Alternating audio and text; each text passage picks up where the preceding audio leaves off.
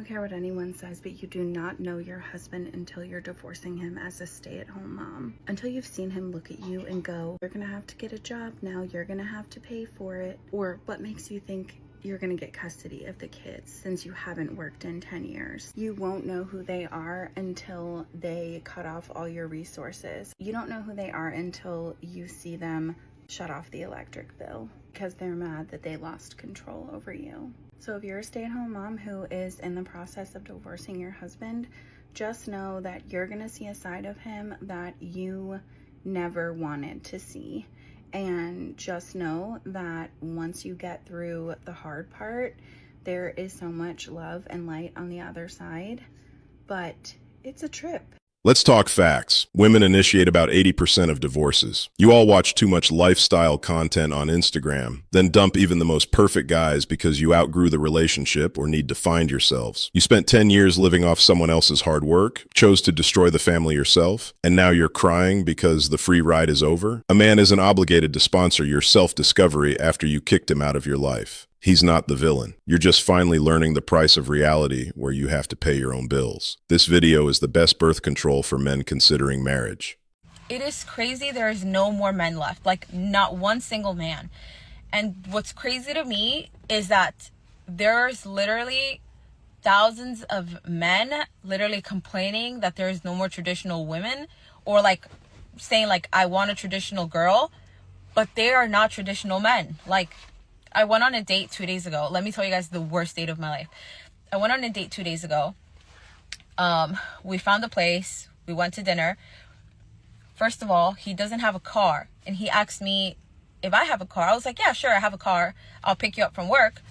And I picked him up and we drove there. And, you know, I drive an Audi TTRS. This guy is a legend. He gave you a brutal reality check right out of the gate and made you work as his personal chauffeur just to see if you could handle not being the center of the universe for once. This man was like, oh, how do you have this really nice car? Do you do OF? Like that. I was like, no, I don't. Like, you know, and he laughed it off, but I was like, why is that the first thing you assumed? Whatever. Then we got to the restaurant.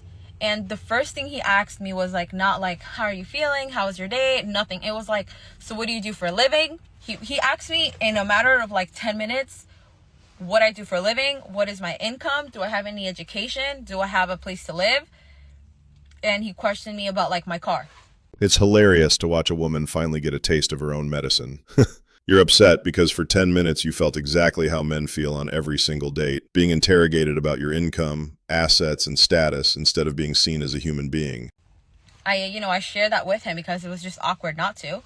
And what I got from him is that he has no education, he makes minimum wage, he doesn't have a car, and he has like 3 roommates, and he's older than me. And, you know, during this whole conversation of like getting to know each other, he was sort of trying to like make these little comments to put me down. Like he was talking about my hair, he was talking about my skin, he was talking about my weight, and I'm just like, what the heck? Like what? Like this is like just weird vibes. And then whatever, fast forward, the date ends, and then like the waitress comes and, you know, she's like, oh, well, do you guys like to be paying cash or card? And like he's just looking at me, like literally staring at me, and I'm just like, what the heck? Like, so I ended up just like, it was so weird, so awkward that I ended up paying. And then I was just like, I dropped him off to his house, and then I went home, and like I was like, oh, like the worst date ever. And then literally a few hours ago he texts me and he's like, oh, so when are we going out on our second date? Like, what the heck? First of all,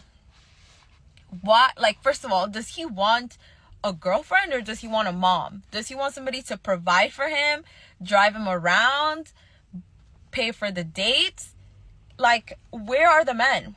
Where are the men? And it's not just this situation. It's like a lot of men nowadays, before, like, they are saying like, women are such gold diggers. You have to watch out for gold diggers. You don't even have any gold to dig. Like, where's the gold? The guy is the absolute king of mirroring. He made you drive, made you pay for dinner, and showed you exactly what the equality you all keep asking for looks like in practice. And then he topped it off by masterfully trolling you with a request for a second round. So last night I approached my soon-to-be ex-husband and I asked him straight up, so it seems like you've wanted this divorce for a long time. And it seems like you purposefully sabotaged the end of our relationship so that I would break up with you.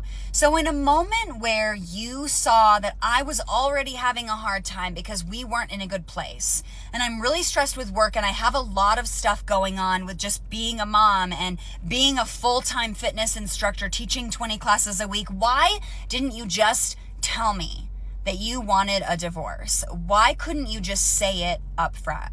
Guys, look at how she's playing the victim card. But I did some digging into her profile and found more info. Turns out this is her second marriage. She already has a son from her first one, and she literally admits, I always put my son above my husband. This guy spent 10 years playing second fiddle in his own house. 10 years. 0 children of his own. Why would he stay? If he's always last on your list, you're just a liability. The man finally woke up and realized there's absolutely no benefit for him in this relationship. And you know what he said? He said, I don't know, I was just scared. You were scared. Okay. So in a moment where I was already having a hard time, you chose to make my life harder and do something like talk to other women and let me find it and not be apologetic when you do and say, yeah, and I'm probably going to keep doing it so that I would break up with you in a moment where I was already struggling. You chose to make my life harder. You know what? I'll never forget that. And I'll never forgive you for that. And you're a coward.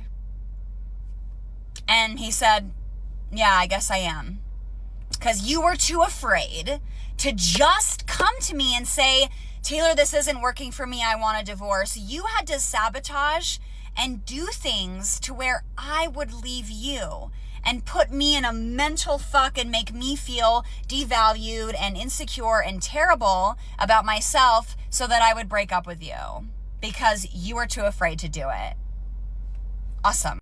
She's screaming that he's a coward. But remember the video about divorcing stay-at-home moms? The moment you cut off the resources, you're immediately labeled a monster and an abuser. In this system, a man has no voice. If he leaves first, he's a scumbag who abandoned a saint. If he fights for his rights, he's a villain. He sabotaged the end of the marriage just to make her pull the trigger. It's the only way to escape the trap when you're dealing with an aggressive woman like this. Fellas, stay away from marriage, especially with a woman who comes with baggage. She already failed at one marriage and now she's nuked the second one. Why would you want damaged goods? If you aren't number one from day one, you're just a temporary ATM.